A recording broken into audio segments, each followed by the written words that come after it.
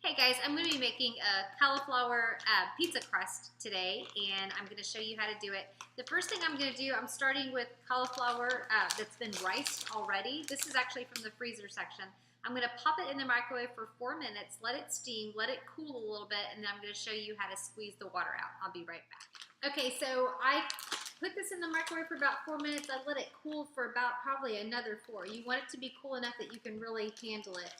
So what I'm doing now, I have a bowl here, and I'm actually putting it, I've lined the bowl with a paper towel so that I can take the paper towel like this. See all that cauliflower's in there.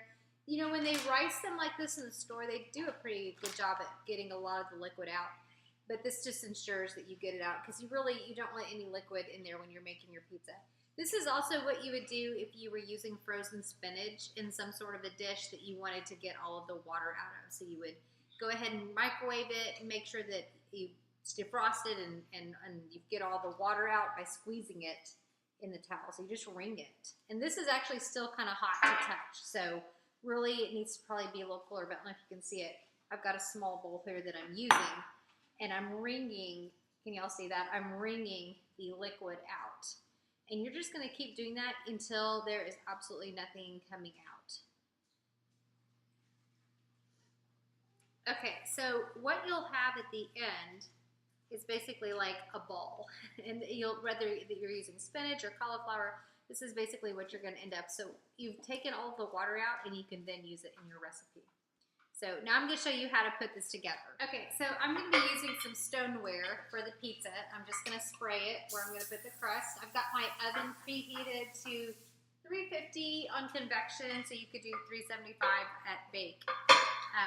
Usually about 25 degrees less if you use convection. Okay, so I've got a 4th cup of Parmigiano Reggiano cheese. You could use regular Parmesan cheese, but I think the Parmigiano Reggiano is just, it's got more flavor to it. So I've got that. I've got my, my wrung out sort of ball of cauliflower. I'm going to flavor it up with about a tablespoon of basil pesto.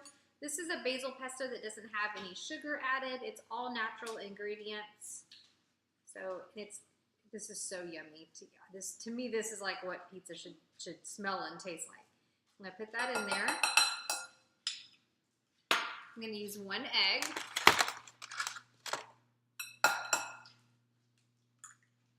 And then I have a seasoned blend. Hang on. So this is a seasoned blend that my daughter actually made. And it's just got about every Italian or Greek style seasoning you can think of. I'm just going to put it pretty liberally in there. Stir it up.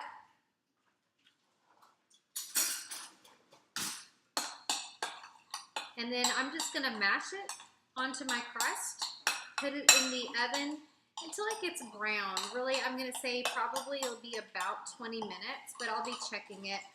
And then you can start putting your toppings on for your pizza. So here it is. It is smelling delicious.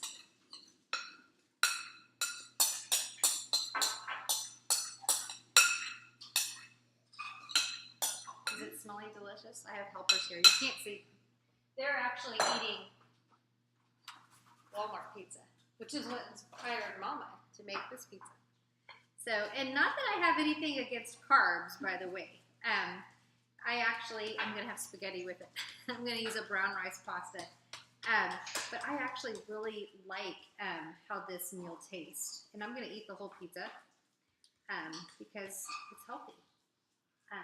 It's a vegetable. I'm counting it as towards some of my healthy fats as well with the pesto and cheese in the crust. So this is about how big mine is. I'm going to go ahead and pop that in the oven, and I'll see you in just a minute. Okay, so my pizza just came out. My crust just came out. And I'm going to do the simplest of clean spaghetti sauces. I'm actually going to use tomato paste, which I wouldn't have normally thought of. I'm going to use about half this container. But I did a vegetarian pizza one time, and I used tomato paste, and it was delicious. And so I'm going to put that on. I am going to season it up again with that same seasoning that I used before, kind of an all-purpose Italian or Greek seasoning. It's got basil and oregano, thyme, a little bit of that on there. And then I have grilled onions that I'm going to use. I've cooked them down until their natural sugars have caramelized, so they're nice and brown. Put that on the pizza.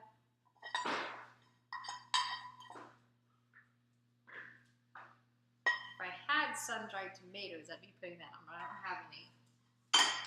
And then I'm just going to finish it off with some basil.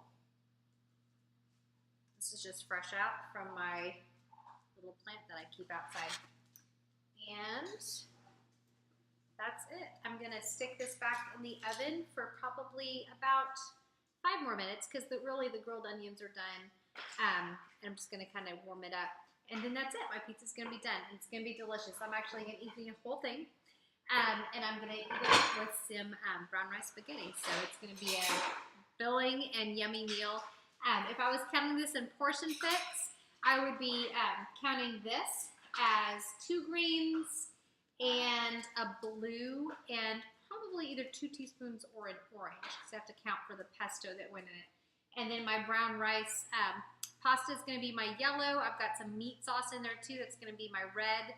So just kind of keep it in mind. There's so much you can eat. You can eat a ton of food and stay within your containers and just have fun with it.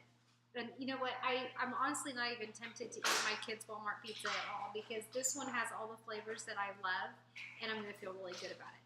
So, okay guys, that's it. I hope you all enjoyed it. Hope you learned something and enjoy cooking and eating.